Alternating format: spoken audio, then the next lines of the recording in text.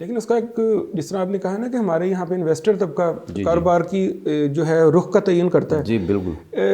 اور بھی آپ نے کہا کہ اس میں پراپرٹی میں ٹیکس لگ گیا ہے, تو جو ہماری یہ آج کل سوسائٹیاں بنی ہیں اس میں بہت بڑی تعداد, پیسے کی بڑی تعداد اس میں اسٹک ہو گئی ہے. جی بالکل. یعنی کہ نہ خرید و فروخت ہو رہی ہے اور نہ سوسائٹیاں کے بڑھ رہی ہیں, تو یہ پیسہ بھی تو پھر منجمد ہو گیا سارا. بالکل. اسے آپ پھر کیسے دیکھیں گے؟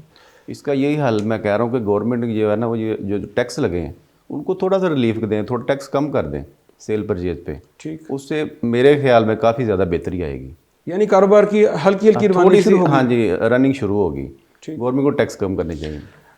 آپ باری صاحب یہ فرمائیں کہ پاکستان, کیونکہ آپ کو پتہ ہے کہ پاکستان کے حالات کئی وجوہات سے حکومت کے اوپر بہت سی چیزوں کا بوجھ ہے. مثال کے طور پر ہمارے بارڈر پہ حالات جو ہیں وہ آپ کو پتہ ہے پچھلے سالوں میں کشیدہ رہے ہیں. جس طرح ابھی آپ نے افغانستان کا ذکر کیا, حکومت حالانکہ بڑی خواہش ہے پاکستان کی کہ وہ, اور ہم ہمیشہ کہتے ہیں کہ افغانستان ہمارا بھائی ہے, ہمارے بھائی, اور ہم ہمیشہ سے ان کے ساتھ بہت اچھے تعلقات رہے ہیں, لیکن پچھلے کچھ عرصے سے ہمارا جس طرح آپ نے کہا بارڈر بند ہے. لیکن پاکستان IMF یہ بھی ایک بہت بڑی ریئلٹی ہے کہ اس کی جو پالیسیز ہیں اس نے بھی حکومت کو مجبور کیا ہے کہ وہ ٹیکسز بڑھائیں. اور دوسری بات حالیہ آنے والے سیلاب, اس کو آپ کیسے دیکھتے ہیں ان دو تین چیزوں کو جو حالات ہیں, کیسے انہوں نے پھر مہنگائی میں اور بے روزگاری میں اضافہ کیا؟ جی آپ کی بات بالکل ٹھیک ہے. فلڈ نے بہت افیکٹ کیا پاکستان میں. لاسٹ ایئر بھی بڑا کیا تھا, لیکن گورنمنٹ نے انفارچونیٹلی کوئی قدم نہیں اٹھایا.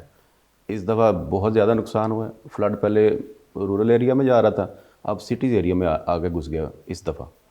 اب نیکسٹ ایئر کا یہ پریڈکشن ہے کہ اس سے بھی زیادہ تباہی آئے گی. گورنمنٹ کو چاہیے کچھ چھوٹے چھوٹے بیشک بنائیں, لیکن ڈیمز بنائیں. یعنی ڈیم یعنی پانی اسٹور کرنے کی کیپیسٹی بڑھائی جائے تاکہ یہ جو پانی آنے والے دنوں میں نا یہ ہو. لیکن گورنمنٹ کو مطلب وہ اپنی مطلب حکومت بچانے کے جوڑ توڑ میں لگی ہوئی ہے, ان کو ان چیزوں سے کوئی سروکار نہیں ہے, حالانکہ ہونا چاہیے. ٹھیک.